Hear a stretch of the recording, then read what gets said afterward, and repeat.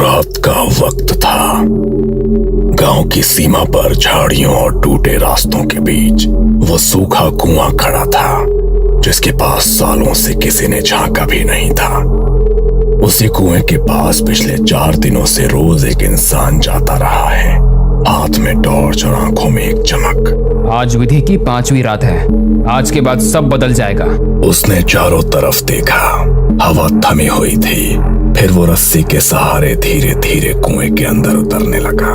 नीचे उतरते ही आवाज दब गई और ऐसा लगा जैसे कुआं उसे निगल रहा हो। इस रात उसने दिया नहीं जलाया और टॉर्च भी बंद रखी, अंधेरे में ही बैठा रहा। पहली बार उसने मंत्र पूरा पढ़ा। जैसे ही आखिरी शब्द निकला, कुएं की जमीन ठंडी हो गई और नीचे से एक आवाज आई, मांग। मिथुन की आवाज फटी, पैसा, ताकत, आसान जिंदगी। उसके बाद कुआं खामोश हो गया। ये अंधकूप विधि थी। इस विधि से जो जागता है वो वरदान नहीं देता, वो सौदा करता है। इस सौदे में कुछ चीजें मांगी जाती हैं और जो मांगी जाती हैं तो वो ली जाती हैं। मिथुन और राजन बचपन से साथ पढ़े थे। राजन किताबों में डूबा रहता, मिथुन खिड़की से बाहर झांकता। परीक्षा में मिथुन नए नए तरीके से कॉपी करता। मिथुन, हर बार नकल से पास नहीं होगा। अरे यार, दिमाग का सही उपयोग शॉर्टकट निकालना है। समय बीतता गया। राजन की सरकारी नौकरी लगी, शादी हो गई, जिंदगी सधी हुई सी हो गई। मिथुन कभी नौकरी करता, कभी छोड़ देता। नौकरी गुलामी है, जुगाड़ से पैसे कमाने में मजा है। धीरे धीरे मिथुन शराब पीने लगा, पैसे उड़ाने लगा, कभी माँ से, रिश्तेदारों से तो कभी दोस्तों से। एक दिन अचानक उसकी माँ गुजर गई। रिश्तेदारों ने भी मुंह फेर लिया, दोस्त भी दूर हो गए, सिर्फ राजन बचा।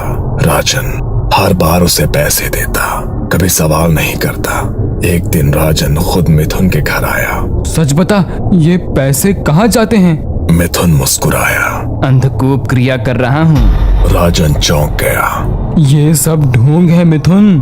अखबार में कहानियां छपी हैं, लोग अमीर हो गए हैं इस क्रिया से।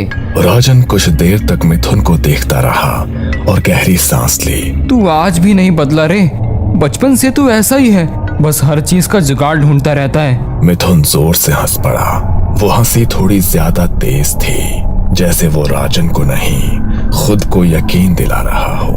अरे राजन बाबू, जो बदल जाए वो इंसान ही कैसा। मैं तो बस हमेशा आसान रास्ता निकाल लेता हूँ। अरे छोड़ ये सब, तूने कुछ बनाया तो नहीं होगा? चल मैं तुझे खाना खिलाता हूँ। दोनों घर से निकले, पास के पुराने होटल में जाकर बैठे। खाना आते आते बातें अपने आप पीछे चली गई। स्कूल के दिन, वो सपने जो तब बहुत आसान लगते थे। खाना खत्म होते होते मिथुन फिर उसी विषय पर लौट आया। राजन, ये अंधकूप क्रिया कोई नई चीज नहीं है, ये सदियों पुरानी विधि है। फिर वही?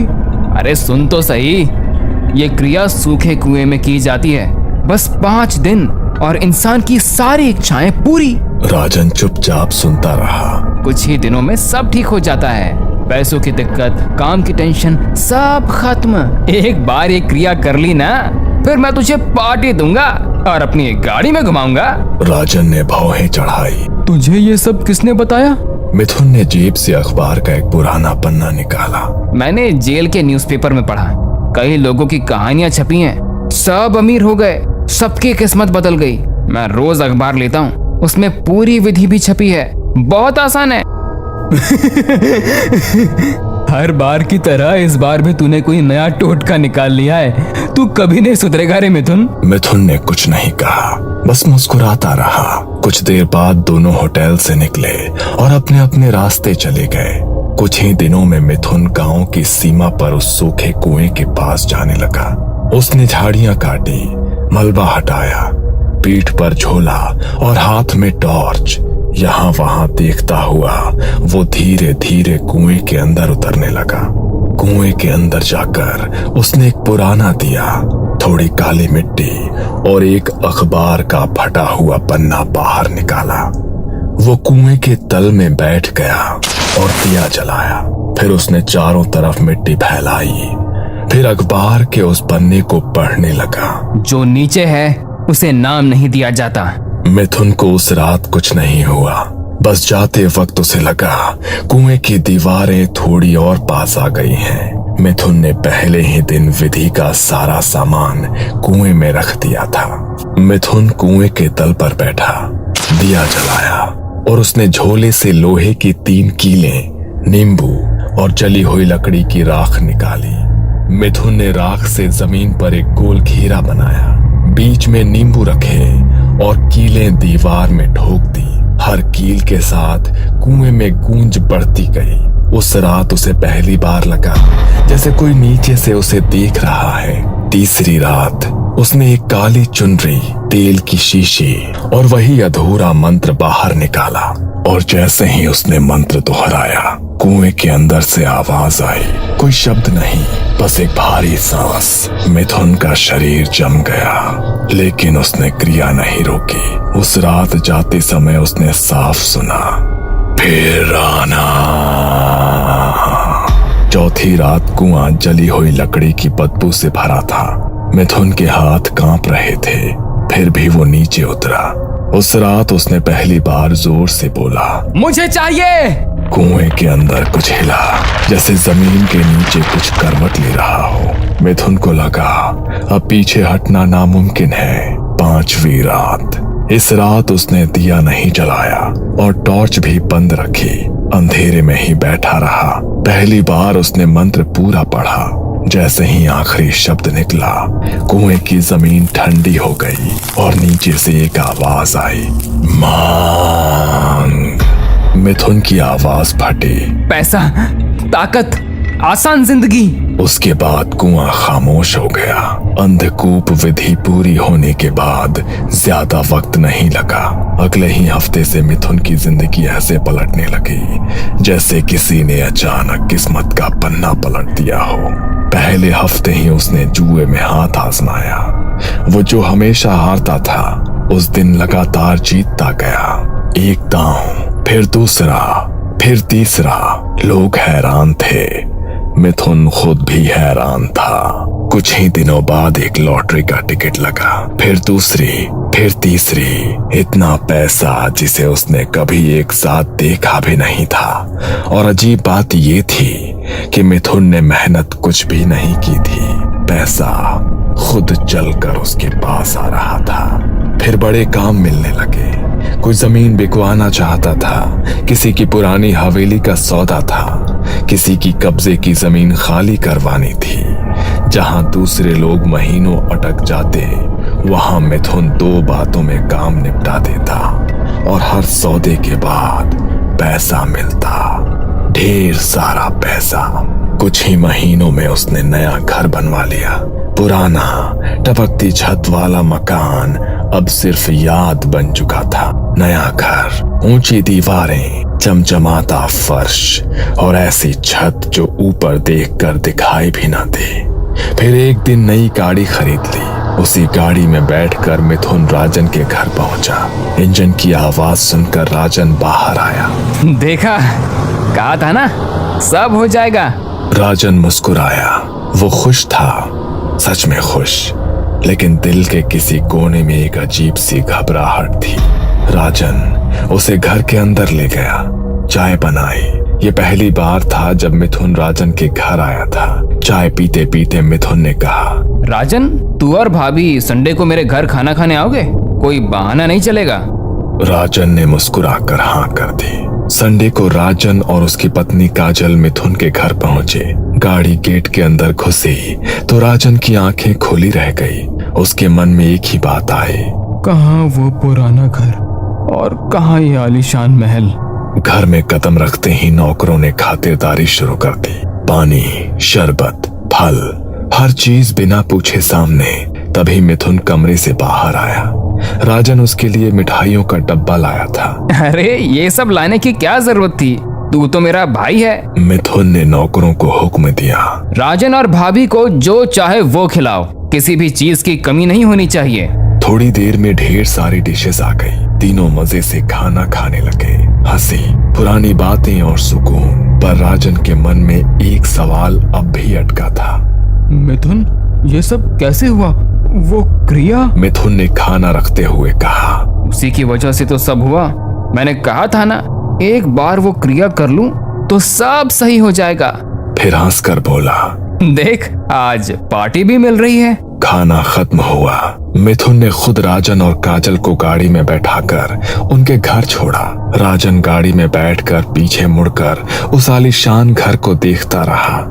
उसके चेहरे पर मुस्कान थी, लेकिन दिल में एक अजीब सी बेचैनी, क्योंकि जिस तरक्की में मेहनत ना हो उसमें अक्सर कोई और कीमत चुकानी पड़ती है, और मिथुन वो कीमत अभी जानता नहीं था। कुछ महीनों तक सब कुछ ठीक चलता रहा। मिथुन ने सोचना ही छोड़ दिया कि ये सब क्यों हो रहा है, लेकिन अंधकूप विधि के कुछ महीने बाद हवा बदलने लगी। सबसे पहले एक सौदे में गड़बड़ हुई। मिथुन ने एक पुरानी हवेली बिकवाई थी, कागज पूरे सही से देखे बिना। बाद में पता चला कि जमीन किसी और के नाम से दर्ज थी। असल मालिक ने हवेली के नए मालिक को धमकाया। हवेली के नए मालिक ने सारा इल्जाम सीधा मिथुन पर डाल दिया। हवेली के मालिक ने मिथुन का कॉलर पकड़ा। आखिरकार मिथुन को अपने ही पैसों से नुकसान भरना पड़ा। पहली बार उसके हाथ से पैसा पीछे की तरफ गया। फिर जुए में हार शुरू हो गई। जो हाथ कभी खाली नहीं जाता था, अब हर बार डूबने लगा। लॉटरी अब लगती ही नहीं थी। जमीन के सौदे आखिरी वक्त पर टूटने लगे। लोगों के फोन आने बंद हो गए। लोग उससे नजरें चुराने लगे।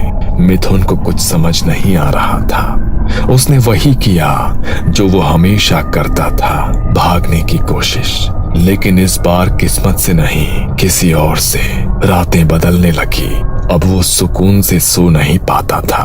हर रात एक ही सपना, वो किसी अंधेरी गुफा में फंसा है। चारों तरफ नमी, सीलन और अंधेरा। वो बाहर निकलने की कोशिश करता, लेकिन रास्ता नहीं मिलता। सांस फूलने लगती, सीना पत्थर की तरह भारी, और तभी वो हड़बड़ाकर नींद से जाग जाता, पसीने से भीगा हुआ। कभी कभी उसे लगता कि घर में कोई है, कोई कोने में खड़ा उसे घूर रहा है और कुछ मांग रहा है, लेकिन क्या है वो नहीं समझ पाता। पैसे खत्म होने लगे। मिथुन ने अपनी गाड़ी बेच दी ताकि घर में चूल्हा जल सके। जिस गाड़ी में वो कभी शान से बैठता था, आज वही उसके हाथ से चली गई। और फिर एक रात उसे लगा जैसे कोई उसका गला दबा रहा है। सांस रुक नहीं रही थी, आंखें फटी हुई थी। वो बिस्तर पर छटपटाता रहा, लेकिन कमरे में कोई नहीं था। अगली सुबह वो टूट चुका था, डरा हुआ, खाली। उसे समझ आ गया था कि ये कुछ अजीब है। उसी दिन वो रोते हुए राजन के पास पहुंचा। राजन, मुझसे गलती हो गई, मुझे बचा ले। राजन ने पूरी बात सुनी, एक शब्द भी नहीं टोका। राजन ने अपनी पत्नी काजल से बात की। काजल के गांव में एक तांत्रिक बाबा थे, बाबा गोरखनाथ। राजन ने उन्हें मिथुन की कहानी बताई और मदद मांगी। 2 दिन बाद राजन बाबा गोरखनाथ को मिथुन के घर ले आया। बाबा ने घर में कदम रखते ही आसपास देखा, हवा सूंघी, आंखें बंद की। फिर मिथुन से बोले, तूने किस जगह से क्रिया की थी? मिथुन ने कांपते हाथों से गांव की सीमा के सूखे कुएं की तरफ इशारा किया। बाबा ने एक ही बात कही, वहां चलना होगा। अगली शाम दोनों सूखे कुएं के पास खड़े थे। हवा में सड़ी हुई मिट्टी और पुराने लोहे जैसी गंध थी। बाबा गोरखनाथ कुछ पल चुपचाप कुएं को देखते रहे। फिर उन्होंने आंखें बंद की और जमीन पर हाथ रख दिया।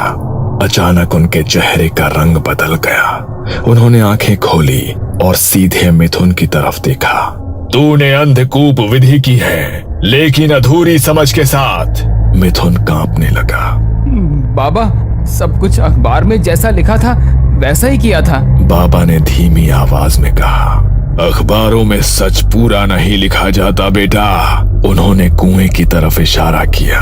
इस क्रिया से तूने एक शैतान को जगाया है, ऐसा शैतान जो बिना मांगे इच्छाएं पूरी करता है।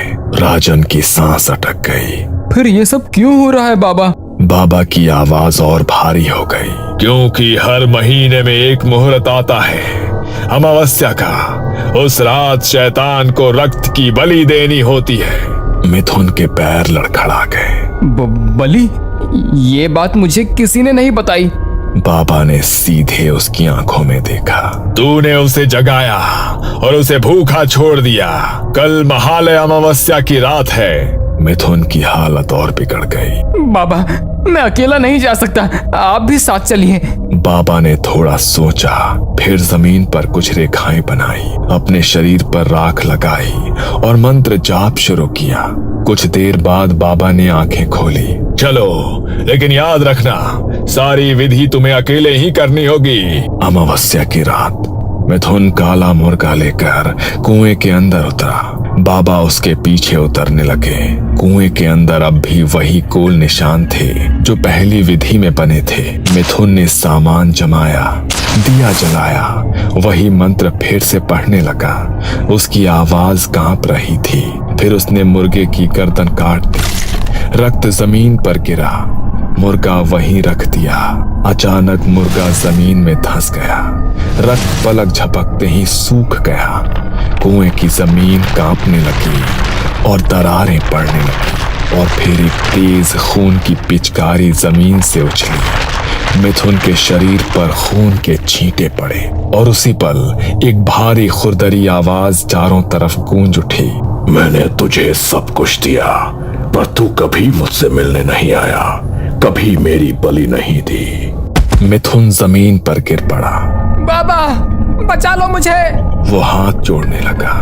मैं हर अमावस्या आऊंगा, हर बार बलि दूंगा। जमीन और खुल गई। पिछली बलि का क्या, मैं महीनों से भूखा हूँ। अचानक काले हाथ जमीन से निकले। आज मैं खुद अपना हिस्सा लूंगा।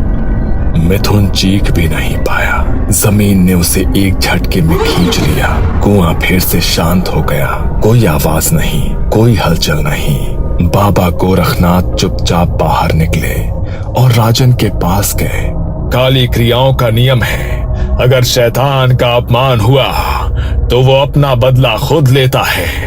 राजन जानता था मिथुन की मौत का दोष किसी और पर नहीं है। उसने अधूरा ज्ञान लेकर अंधेरे से सौदा किया था।